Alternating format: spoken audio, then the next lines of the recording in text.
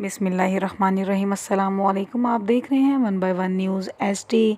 लाहौर मुस्तफ़ाबाद से हमें रिपोर्ट कर रहे हैं तारिक महमूद कंबो।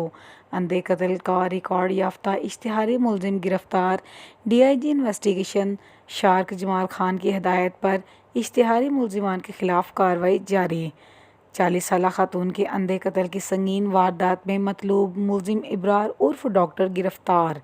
मुलजिम ने साथियों के हमरा खातून को नशा आवर चीज़ खिलाकर ज़्यादती के बाद कत्ल कर दिया था। मुलजिम ने लाश को गठड़ी में बांधकर लियाकताबाद के इलाका कचरा कुंडी में फेंक दिया था। इंचार्ज इन्वेस्टिगेशन मुस्तफ़ाबाद मोहम्मद मसूद ने हमरा टीम इश्तिहारी मुलजिम को गिरफ्तार किया। डीआईजी इन्वेस्टिगेशन ने बताया ज़्यादती के मरतकब अफराद किसी रायत के मुस्तहिक नहीं।